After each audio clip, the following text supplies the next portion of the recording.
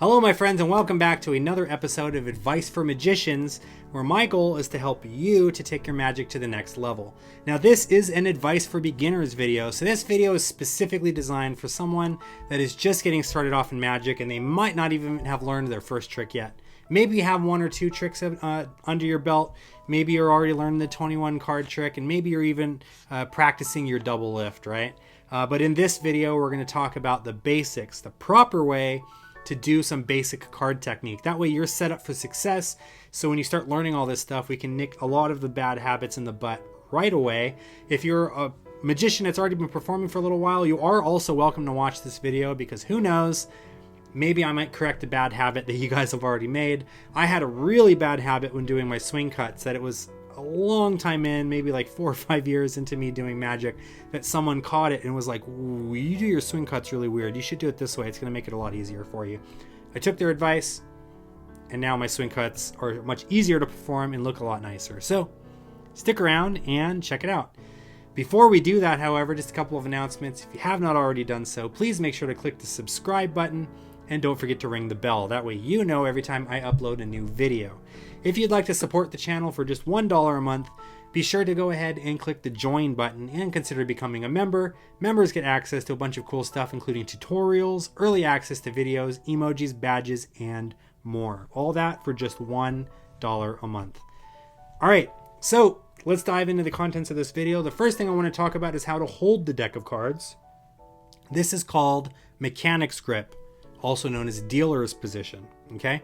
And the way that you hold the deck is in the opposite hand to your dominant hand. So if you're right-handed, the right-handed is the empty hand, and the hand that's not your dominant hand, in my case, my left hand, is the hand that I hold the deck of cards in. So if you're right-handed, you should not be holding the cards in your right hand, you should have them in your left, okay? And the way that this position is the 3 fingers along the side of the deck, with the index finger at the top and the thumb resting along the sides. This is simply to keep the deck nice and squared up, right? That way the cards aren't all over the place like this when you're like trying to like do your tricks and stuff, right? You can just hold the deck and it keeps everything squared up, okay? The pad of my palm is pushed up against the bottom here, the 3 fingers on the side, the index at the top, and the thumb itself along the other side. So everything is nice and snug. I can twirl the deck all around and ain't nothing going anywhere. It's all nice and squared up, right? The next thing we're going to look at is push-offs and how to deal the cards, right? I know this all sounds really basic, but trust me, you want to make sure that you're doing this right straight from the beginning, okay? So you're going to use the thumb to push the top card over. The right hand is simply going to take the card and place it down on the table, right? So push, take, place. Push, take, place. And you just do this until you get comfortable dealing the cards. Eventually you get to a point where you're able to deal a lot faster. And notice I can talk to you while I'm doing this, right? Like I'm not even thinking about what my hands are doing anymore because I've been practicing it so much, right? You can also cut the cards from this position. In order to perform a cut, I'm just going to take the top half of the packet, place it down on the table, take the other half of the packet and place it down on top of that, right? And again, you'll get to a point where you can cut the cards without even thinking about it, right? Just like this. A nice little cut. And that's a true cut. We're really mixing up the cards by doing this. Now, let's switch the grip now. Let's move the deck from the left hand to the right hand into biddle grip, also known as swing cut position, right? So biddle grip, the index finger is going to rest either on the top of the deck or along on the side of the deck, depending on the grip that you're going for. Sometimes that finger will even rest over here at the top of the deck if we're going to be performing a swing cut. And the thumb is at the bottom. Okay? So you can easily transfer that from the left hand to the right hand just like this.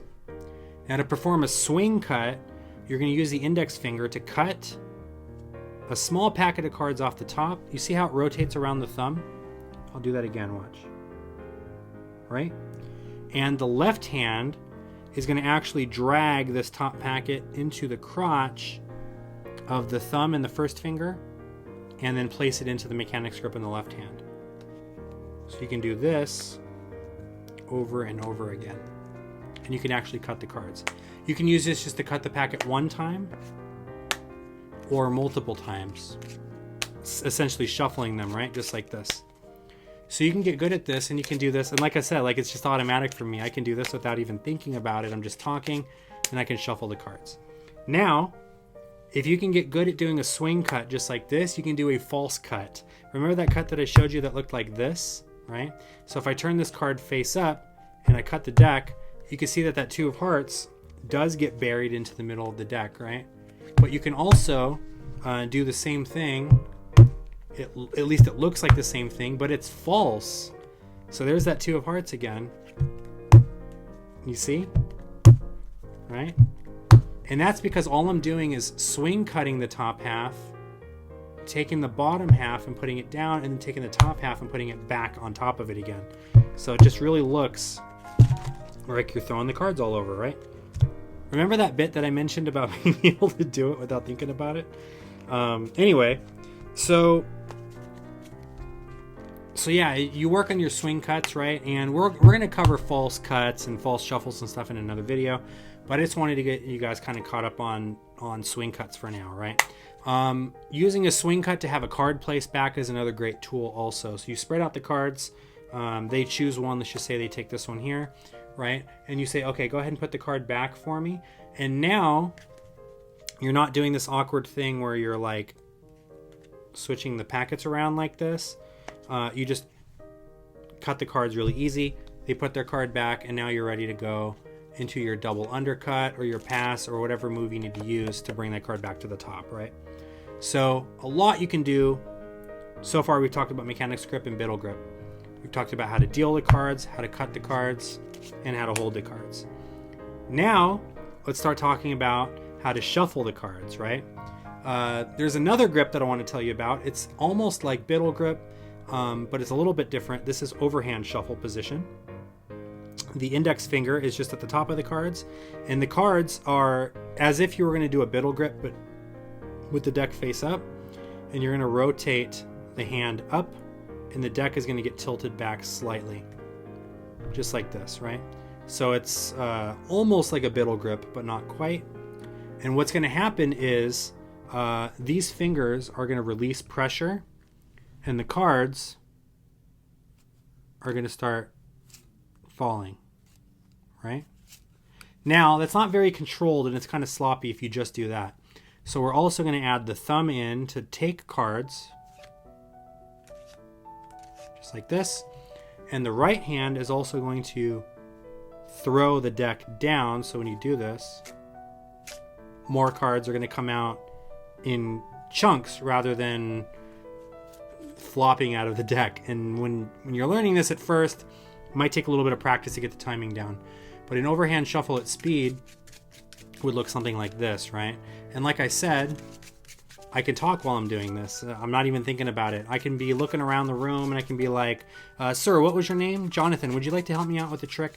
And I can just shuffle the cards, right? Because all we're doing is just this. Okay? So I recommend with all of these techniques you practice slow. Okay? Just like this. Right? I'll do it face up so you guys can see what it looks like. Right? And again, there's a lot you can do with this. And in a future video, we'll talk about shuffle control, how to keep control of the cards, right? So like, let's just say, for example, the Ace of Spades. I can shuffle this as much as I want using an overhand shuffle, but I know right where that Ace of Spades is, right here at the top, because I'm keeping it there in the shuffle while I'm performing the shuffle. So a lot of really cool things you can do with an overhand shuffle. Last but not least, in this video at least, I want to show you guys another really cool way of shuffling the cards and holding the cards, and this is called the Hindu shuffle. So you're holding the cards in kind of a really weird position. Really, the thumb and the middle finger are doing all of the work for the most part. This other finger is just kind of there to rest on the cards, and these other fingers are just kind of supporting the middle finger there, but they're not really even contacting the deck. So a Hindu cut looks like this. You just take the top half of the packet into the left hand and drop the rest of it down. Right? So using the same two fingers except coming from the underside, I'm going to strip the top half of the packet into the left hand and place the rest on top. Now you can do a Hindu shuffle doing this by repeatedly cutting the cards, just like so, right? You might have seen, if you're like a gamer, like if you play like trading card games, Magic the Gathering or Yu-Gi-Oh or Pokemon, you might have seen your teammates or your opponents shuffling cards like this. This is a very common way in the trading card world to shuffle cards. And it's a great tool for magicians to have too, especially because you can learn how to force a card doing this, right? So let's just say I wanted to force out the 3 of diamonds, for example. I can shuffle the cards like this, and the spectator can call stop whenever they want, and there's the 3 of diamonds. I just successfully forced it out. So a lot of really cool technique here, a lot of really cool things to learn. I recommend you guys practice these things. Mechanics grip, dealing out cards, right? How to cut the cards, just like this. Biddle grip, how to swing cut the cards. Overhand shuffle position, how to shuffle the cards. And Hindu shuffle position, how to cut and shuffle the cards using a Hindu grip. That's your homework for tonight. Practice those things, and you should be able to do them so that you're not even thinking about it, right? If you guys combine that with like spreading out the cards and doing like a ribbon spread, and like you're just talking and you're just shuffling the cards like this, and you say, here, go ahead and choose out a card. All of these little things just make you look a lot cleaner, a lot more like an actual seasoned professional magician. If you're like, okay, I'm going to shuffle the cards now and go ahead and pick a card, right? You just look nervous and small and like you don't know what you're doing. But if you're just like, okay, so we're going to try something with this deck of cards now. I need a card chosen. It doesn't matter which one. In fact, I'll let you help me out. Okay, go ahead and take out a card. And it just feels like you know more like what you're doing, right? So I hope you guys enjoyed this video. If you're brand new into magic, congratulations, and thank you so much for letting me be one of your first magic instructors. Be sure to watch the other videos on this playlist as well. I'm talking a lot about some of the really cool gaff decks that are in the magic world that you might want to check out, as well as some other really cool techniques like how to shuffle the cards, how to spread the cards, and all kinds of other cool stuff. Anyway, thank you so much for watching, everyone. I'll see you next time.